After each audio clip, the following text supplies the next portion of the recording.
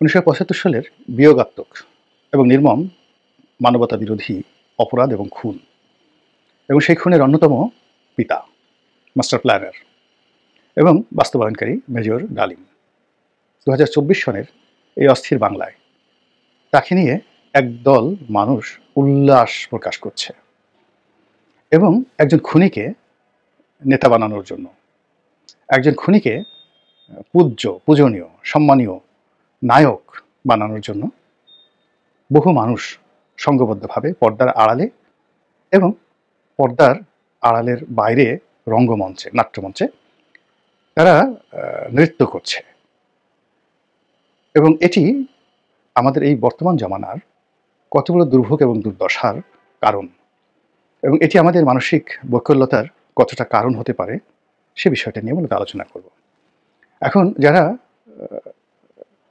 ওনাকে নায়ক বানাতে চাচ্ছেন, জনাব মেজর ডালিম ওরফে খুনি ডালিম, এই কারণে হলে তিনি আত্মশিক্ষিত খুনি, নিজেকেই তিনি দাবি করেছেন। ফলে একটা কোর্ট তাকে বলেছে তিনি সাজাপ্রাপ্ত, তারপর তিনি নিজের মুখে স্বীকার করেছেন। ফলে তাকে খুনি বলাটা আসলে আমার জন্য কোনো বিষয় নয়, আর তার জন্য এটা বিষয় নয়, বিকজ তাকে এই নামে পরিচয় দিলে he is a murderer of Sheikh Mujib and his family, এটা নিয়ে তিনি গর্ব করেন যে আমি এরকম একটা খুন করতে পেরেছি, এই জন্য আমি গর্বিত, আমি আনন্দিত। এবং তার বক্তব্য হলো যে শুধু আমি আনন্দিত নয়, আমার যে পিতা আমাকে জন্ম দিয়েছে, আমার পিতার উল্লাস করা উচিত।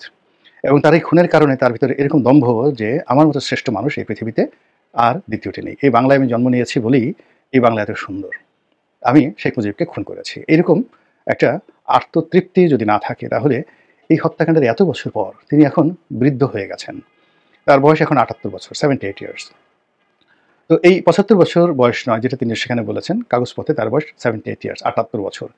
এই বয়সে মানুষের অনুশোচনা থাকে, তার মুখে খোঁচা খোঁচা দাঁড়িয়ে আছে।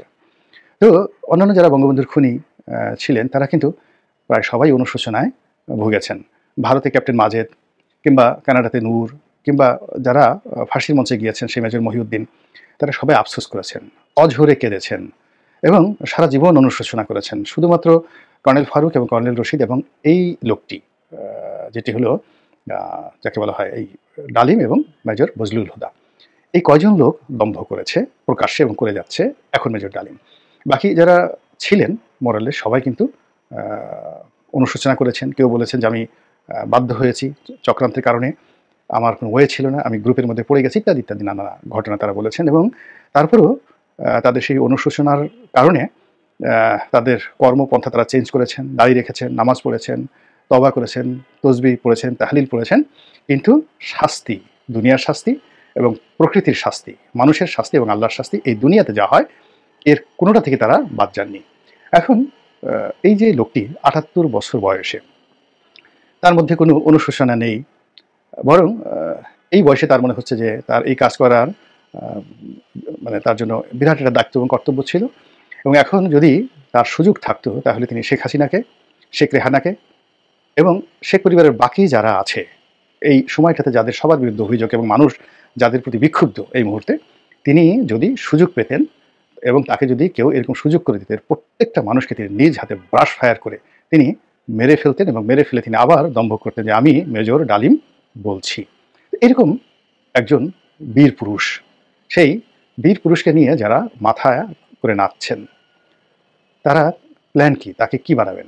তাকে আগামী দিনে রাষ্ট্রপতি বানাবেন? এর কারণ হলো তাকে প্রধানমন্ত্রী বানানো যাবে না, প্রধানমন্ত্রী ছোট পদ, এর কারণ হলো তিনি একজন রাষ্ট্রপতিকে মেরে ফেলেছেন। তো যে রাষ্ট্রপতিকে মারতে পারে সে তো রাষ্ট্রপতির নিচে অন্য কোনো পদ পদবি পেতে পারে না। ফলে বাংলাদেশের যে শাসন কাঠামো, সাংবিধানিক কাঠামো, এটা পরিবর্তন করে প্রেসিডেন্সিয়াল ফর্ম অফ গভর্নমেন্ট তৈরি করে মেজর ডালিমকে নিয়ে যারা উৎফুল্ল, তারা যদি তাকে রাষ্ট্রপতি বানায়, গণপ্রজাতন্ত্রী বাংলাদেশের রাষ্ট্রপতি বানায়, তাহলেই বোধ হয় এই লোকটির উপযুক্ত যে পুরস্কার, সেই পুরস্কার তার যারা প্রমোটার, সেই প্রমোটাররা করতে পারে। আমরা সবাই জানি যে বঙ্গবন্ধু হত্যাকাণ্ডের পেছনে ভারতের একটা হাত ছিল, মার্কিন যুক্তরাষ্ট্রের একটা হাত ছিল, এমনকি পাকিস্তানের হাত ছিল। তার সঙ্গে সঙ্গে আমাদের স্থানীয় জনগণের যে বিরক্তি, ক্রোধ, ক্ষোভ, এটা ছিল। সেনাবাহিনীর মধ্যে প্রচণ্ড অসন্তোষ ছিল এবং তার এই খুনের সঙ্গে যারা সম্পৃক্ত অনেকেই তার দ্বারা ব্যক্তিগতভাবে ক্ষতিগ্রস্ত হয়েছেন, এটা সত্য কথা, এতে কোনো সন্দেহ নেই। কিন্তু তার বিনিময়ে তাকে খুন করতে হবে, এটি পৃথিবীর কেউ কখনো আজ পর্যন্ত স্বীকার করেনি।